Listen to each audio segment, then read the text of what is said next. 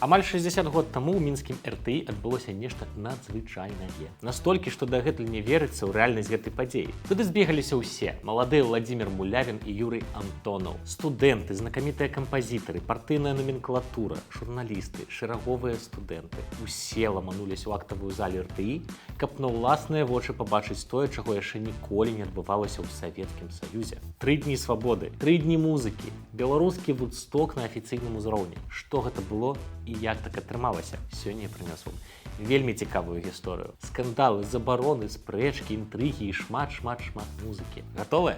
Тады пачынаем.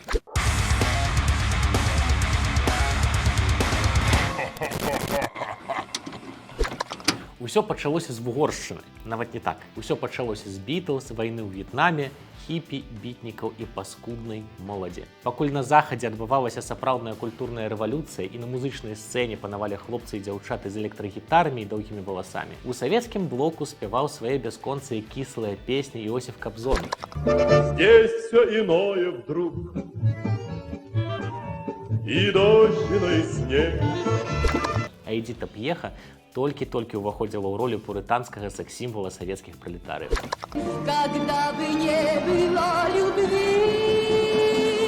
Канешне, чым далей на захад, тым большы ўплыў мела гэтая разбэчаная капіталістычная поп-культура. Вяртаемся да вугоршчыны. У 1967 годзе тут адбыўся магутны пол-біт-фестывал. Каб вы разумелі яго маштабы, раскажу толькі трошачку фактаў. Там гучала песня «Хто забіў Кеннеді». Быў нумар пад назвай «Дысідэнты». А яшчэ вось такая песня «Азерт нерт афатер гот эгоре», калі я правільна гэта вымавіў. У перакладзе нешта кшталту таму, што твой баця – чыноўнік. Карацей, тэрыторыя свабоды і максімальна моднай у тыя часы музыкі. Каб вы разумелі вайб фестывалю, вось вам кавалачак таго самага выступу гурта «Омега» з песняй пра бацю чыноўніка.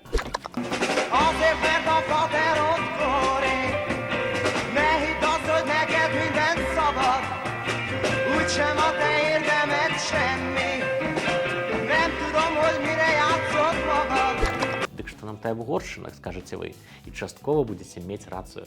Але справа вось у чым. Менавіта той фестываль стаў імпульсам да падзеі, пра якую я вам раскажу сёння. Падзеі, якую нават цяпер у 2026 годзе складана сабе ўявіць у Беларусі. Гаворка пра першы біт-фестываль у Савецкім Саюзе. Афіцыйны, з дазволу ідэолагаў і партыйнай номенклатуры, з публікацыямі ў цэнтральнай прэсе, здымкамі і конкурснай праграмай, з лучанком у журы і з неверагодным натоўпам жадаючых трапіць на гэты фестываль. Менавіта тут упершыню прагучала «Касіў ясь канюшыны» ў рок-фармаце. Тут прысвячалі песні Мартіну Лютэру Кінгу, спявалі па-ангельску, рабілі каверы на Бітлз, рвалі струны і станавіліся сапраўднымі усесаюзнымі рок-зоркамі.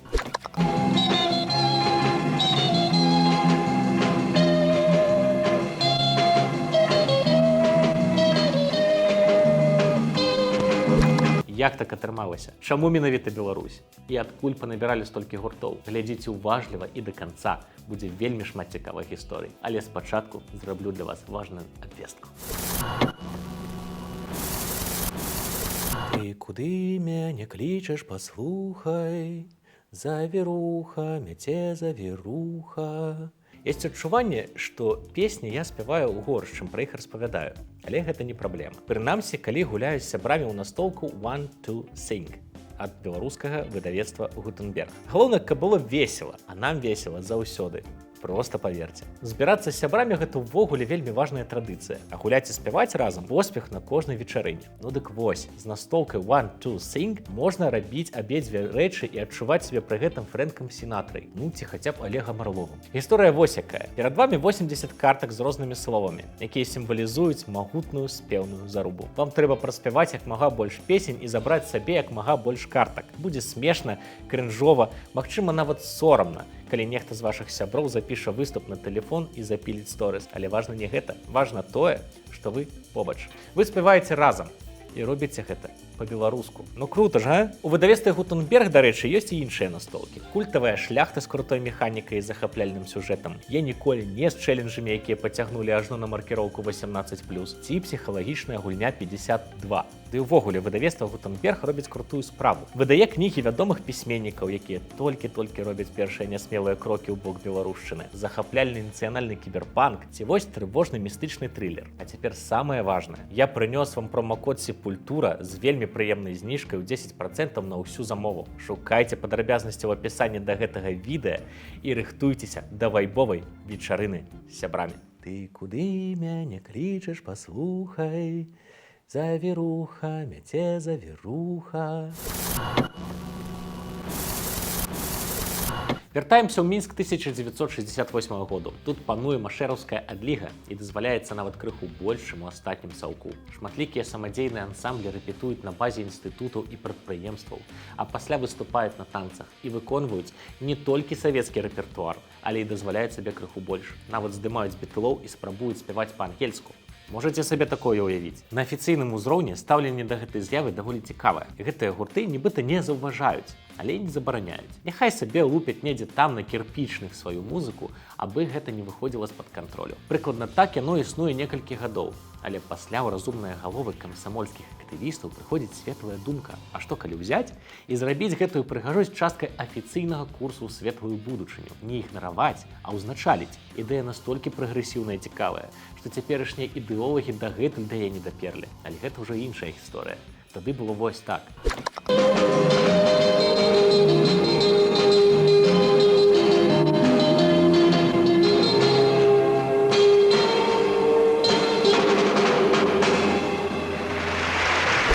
Такая музыка карысталася поспехам у моладзі і падабалася самім кіраўнікам. Маладыя ансамблі гралі на вяселлях, у тым ліку і партыйных функцыянераў. Крытычная маса нефармальных гуртоў у Мінску дасягнула такога памеру, што ігнараваць яе больш не было магчымасці. Nem vagy zselmek csak, hogy pénzt keressen. S a bankbetét, ó, mennyit takar! Тым больш у Вугоршыне ўжо адбыўся той самы біт-фестываль. І ён паказаў, нічога страшнага там не адбылося. Сатана ў Будапешце не прызямліўся, а капіталісты не разабралі краіну на драбнюткія кавалачкі. Магчыма, і Мінск не абрынецца ў прорву заходняй бездухоўнасці. Карацей, існуе прыгожая легенда пра ініцыятыву знізу. Маўляў, менавіта маладыя музыканты самастойна выйшлі на кіраўніцтва радыётэхнічнага інстытута з ідэяй правесці агульнагарадскі фэст. Хаця ў той час такая смелая задума выглядала амаль утопіяй. Раптоўна кіраўніцтва інстытута пагадзілася. Шок, праўда? Але чаму менавіта РТІ? Чаму не які-небудзь філфак, дзе летуценныя паэты спяваюць песні свабоды пад гітару? Ці лінгвістычны інстытут, дзе на прыгожай ангельскай дзяўчынкі касплеяць Джэніс Джоплін і п'юць віно з бутэлькі? Everybody's bound to be looking good, but they always trying, always trying, always trying. Чаму менавіта тэхнічнае ВНУ?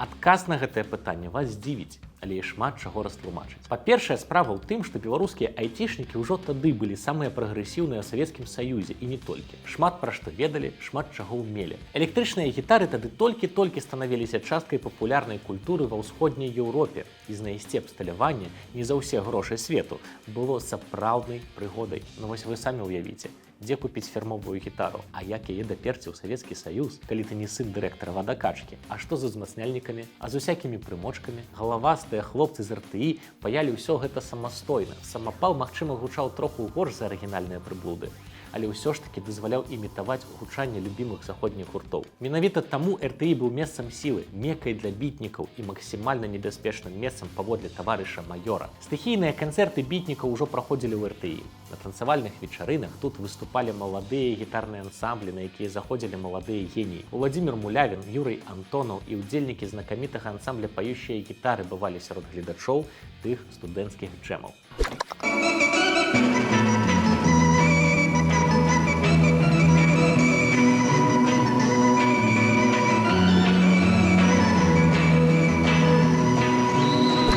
Адміністрацыя РТІ на чале з рэктарам, гарадскі камітэт камсамола, прафсаюз і нават гаркам партый усе паціснулі руку гэтай ініцыятыве. Беларускі камсамол, здавалася, вырашыў узаконіць і ўзначаліць рух рок-ансамбляў. Афіцыйна фестываль, як значылася па пратаколах, прысвячаўся 50-годдзю БССР. і меў мэтай папулярызацыю сучаснай эстраднай музыкі і найлепшых яе выканаўцаў, а таксама эстэтычнае выхаванне моладзі. Ну а цяпер уявіце сабе, што замест усіх папсовых конкурсаў і фабрык талентаў амаль 60 год таму Беларусі правялі кастынг для ўдзелу ў біт-фестывалі. До 15 сакавіка 1968 года каманда прымала заяўкі ад гуртоў з анкетамі ўдзельнікаў. Ахвотных выявілася багата. Перад галоўнай падзеяй правялі адборачныя туры. У выніку да выступлення ў фінале адабралі 12 калектываў. Агульная колькасць удзельнікаў 89 чалавек. Сярэдні ўзрост музыкантаў каля 20 гадоў. Я вам больш скажу. На фестывалі нават быў свой мерч. Прыгожыя запрашальнічкі з эмблемай у выглядзе прамяністага соніка. У газеце «Знамя юнасці» нават узнік жартаўлівы тэрмін «сонечныя зайчыкі беларускай эстрады». Ацэньвалі бітнікаў самыя нечаканыя персанажы. Джазмен і галоўны дырыжор дзяржаўнага аркестра БССР Барыс Райскі, дырэктар філармоніі Георгій Загародні, кампазітар Ігор Лучанок і іншыя афіцыйныя постаці тагачаснай беларускай рэчаіснасці. Не молчите. Вот так и мы просидели весь фестиваль и видели открывающиеся рты солистов. А о чем он там поет?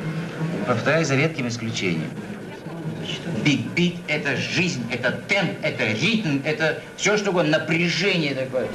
Карацей, тотальная легітымнасць і падтрымка на самым высокім узроўні. Это ўсё роўна, што зрабіць у Бадуіры фэст з удзелам «Дай дарогу» польскага Джей Морс і РСП і пасадзіць у журы Бабарыкіна. Можаце сабе такое ўявіць? Тады вось вам яшчэ фактурка. Это быў першы афіцыйны рок-фестываль ва ўсім Савецкім Саюзе. У Расіі квітнелі толькі падпольныя бардаўскія тусоўкі. Ва ўкраіне біт-ансамблі не аформіліся ў канцэптуальную з'яву, а Беларусь грымела на ўвесь савок Джимми Хендриксом, Бітлами і роллингами. Как только не называют наш век. Век атома, век кибернетики, нейлона, космических скоростей. Еще его можно бы назвать веком форумов, конкурсов, фестивалей, выставки вычислительных машин, форумы филателистов, конкурсы красоты.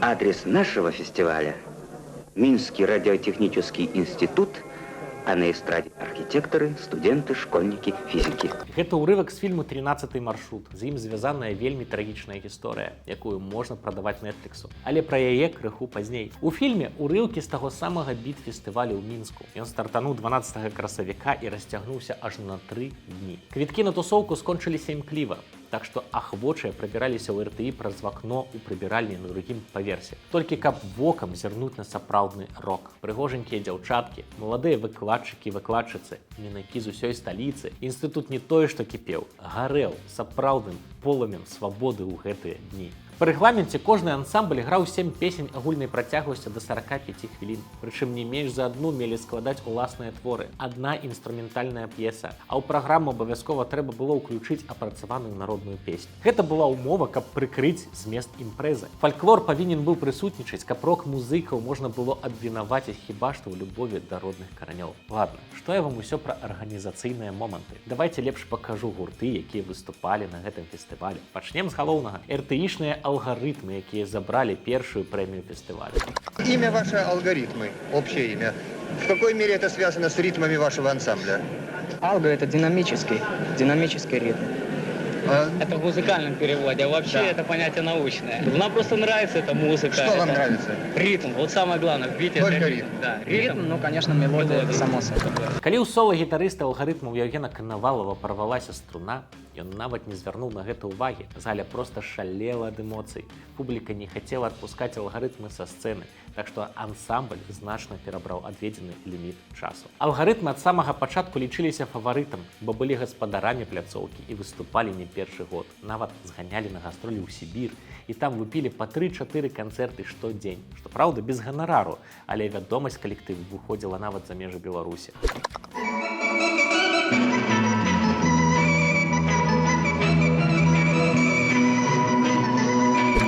Журы аднагалосна пастанавіла, што алгарытмы граюць амаль на прафесійным узроўні. Асабліва вылучылі менавіта Евгена Коновалова. Гэта музыкант, які прыкоўвае ўвагу сваёй яркай музычнасцю, не спрабуючы браць эфектамі. Яго 13-й маршрут найлепшы з твораў, напісаных удзельнікамі фестывалю, адзначыў старшыня журы Барыс Райскі. Адразу 3 удзельнікі алгарытмаў забралі ўзнагароды. Клавішнік Вячеслаў Ксяндзоў прызнаны найлепшым арганістам, Міхал Голад найлепшым бубначом, а вакалістка Ларыса Лаўрышкова найлепшай салісткай фестывалю. Лаўрышкова, дарэчы, выконвала песню «Shakin' Feelin' брытанскага гурта The Swingin' Blue Jeans, і яна проста парвала залю.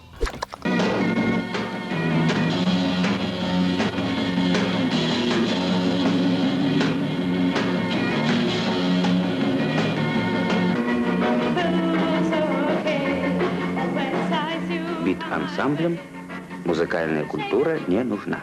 Пожалуй, несколько смелое утверждение. Впрочем, смелости им не занимать. А вось вам яшчэ адзін цікавы гурт «Зодче», больш скажу. Малады, але самы знакавы на гэтым фестывале. Чаму? Таму што рабяты толькі-толькі сабраліся і амаль не мелі досведу, але ў конкурсную праграму ўзялі бітлоўскую «Help», якую праспявалі шматгалоссем. А па-другое, таму што выканалі тую самую Касію Ясь Канюшыну, нагадаю, песняроў і Лявону тады яшчэ не існавала. Але Владзімір Мулявін стопудова прысутнічаў на тым фестывале. Вось вам і крыніца натхнення.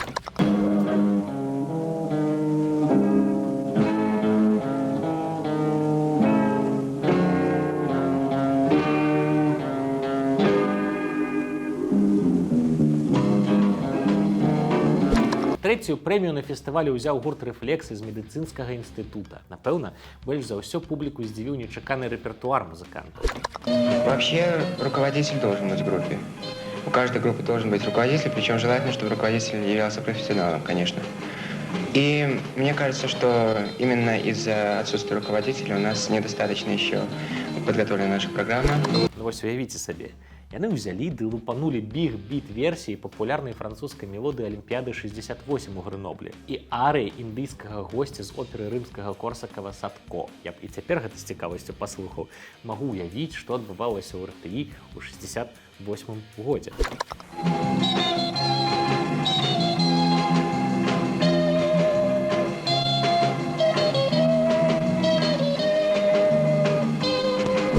Я ўжо не буду пералічваць усе гурты, якія выступалі на тым фестывале, але пра некаторыя з іх варта таксама ўзгадаць. Першы – гэта калектыў з самай нечаканай арыгінальнай назвай на імпрэзе. Вы ж, напэўна, заўважылі, што большасць гуртоў называліся па прапісцы. РТІ – алгарытмы, архітэктурны – зодчыя, медыцынскі – рэфлексы. А вось музыканты з Інстытута фізікі цвёрдага цела і паўправаднікоў, напэўна, доўга думалі, як абыграць сваю назву, і ў выніку махнулі рукой.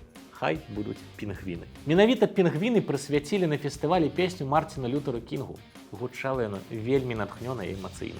Эту песню наш ансамбль посвящает памяти Мартина Кинга.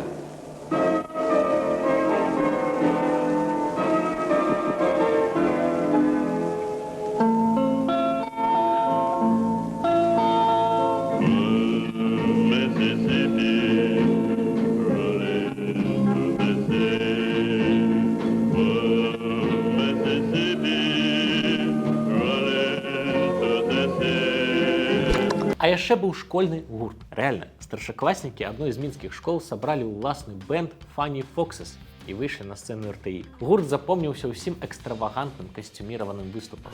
Уявіце сабе чырвоныя камзолы, ці то з плюшу, ці то з аксаміту, з жоўтымі манжэтамі, гузікамі армейскага ўзора і металічнымі ланцужкамі праз грудзі. Нешта сярэдняе паміж уніформай уланою другога Преабражэнскага палка і членаў палаты лордаў англійскага парламента, пісаў пра Funny Foxes крытык Барыс Герстон. Была на фестывале і яшчэ адна унікальная падзея. У апошні момант у склад удзельнікаў уключылі гурт 2+2, а музыканты ўзялі і выканалі дзве зусім свеженькія бітлоўскія песні з альбома Sgt. Pepper's Lonely Hearts Club Band. Прычым падбіралі іх не на слых, як звычайна. Аднекуль у гурта былі партытуры ўсяго альбома. Вось такая кантрабанда віравала тады ў Беларусі. Больш за ўсё шаноўнае журы было незадаволенае тым, што ў рэпертуары гуртоў амаль не было савецкіх песень. Савецкі рэпертуар, на думку журы, быў прадстаўлены слаба. І сапраўды, большая частка праграмы гуртоў складалася з замежных мелодый да ўласных песень.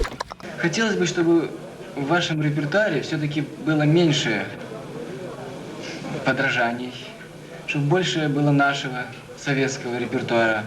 Как это сделать, как это найти, это уже вопрос творческий. Каб згладзіць сітуацыю, ансамблю «Дысканты» пасля фестывалю нават давялося тэрмінова вывучыць адну з кампазіцый Лучанка, патрыятычную «Красные звезды, калёные клинки». И босым мальчишкой на врагов пошел боевой отважный комсомол. Біг-біт-фестываль уварваўся ў беларускае жыццё свежым ветрыкам. Толькі ўявіце, які магутны гэта быў імпульс для развіцця рок-музыкі. Сітуацыя, як спрадвек казалі ў нас на Барысаўшчыне, была він-він. Гурты атрымалі афіцыйную пляцоўку, каб паказаць сябе аўдыторыі. Ідэолагі налупілі прыгожыя справаздачы пра працу з моладдзю. Падавалася б, ну давайте, працягвайце. Але ўсё скончылася сумна. Прынамсі не так, як таго чакала мінская моладзь. You can! You can do it! You can! You can! У тым жа 1968 годзе здарылася пражская вясна, і савецкія танкі паехалі ўсталёўваць жалезны парадачак. А хто быў у актыве пратэстаў? Канешне ж, студэнты, моладзь, прадстаўнікі тагачасных субкультур. Правадыры спалохаліся, што разам з рок-музыкай выпускаюць джына з бутэлькі, і загнаць яго назад будзе ўжо немагчыма. І закэнцелілі ўсё, што толькі можна было закэнцеліць. Што праўда, у Мінску адбыўся яшчэ адзін біт-фестываль ужо ў 1971 годзе, але ва ўмовах цэнзуры і татальнага асавечвання рэпертуару. Вось таго самага вайба першай тусоўкі бітнікаў не здарылася. Больш за тое, улады зрабілі ўсё, каб пра 1968 год ніхто не размаўляў і не ведаў, якія свавольствы чыніліся ў Беларусі ў тыя часы. Хотели бы узнать, когда мы себя сможем увидеть на экранах. Кінастудыя «Беларусьфільм» зняла кінахроніку падзеі. Кадры аператара Эдуарда Гайдука захавалі на плёнцы ўсю тую прыгажосць. Кажуць, што кіношнікі некалькі разоў перамантажоўвалі яе на загад цэнзуры, але безвынікова. У выніку ўвесь адзняты матэрыял з загадам зверху знішчылі ў 1977 годзе. Толькі аднойчы, праз 20 гадоў, аператар Гайдук нелегальна паказаў працоўную версію фільму ў доме кіно, і копія трапіла да музыкаў, пачала хадзіць па руках. На жаль, сёння вядомая толькі маленькая частка гэтай кінахронікі без пачатковых тытраў. Адзіны уцалелы фрагмент легендарнай падзеі. Как это говорится, первая ласточка, первый блин. Это зависит от того, куда приведет 13-й маршрут. Мы не суеверны. Будем надеяться, на следующей остановке кому-то выпадет настоящая встреча с музыкой. Ну а мы з вамі зараз можам зразумець, што бывае, калі дзяржава не палохаецца новага, а сябруе з ім. Калі замест кэнселінгу і забарону адбываецца сінергія. Калі замест шэрых твараў на кадрах кінахронікі мы бачым шчаслівых людзей з усмешкамі радасці. 1968 год – гэта напамін нам з вамі пра тое, якой можа быць вольная Беларусь без цэнзуры і якімі мы можам быць у ёй. І абавязкова будзем. Гэта канал Міністэрства сепультуры і я, Саша Чарнуха. Дзякуй, што паглядзелі гэтае відэа. Калі яно вам спадабалася, падтрымайце канал пра сервіс Buy Me Coffee, а я прынясу вам яшчэ адну цікавую гісторыю пра беларускую музыку. Да сустрэчы ў міністэрстве!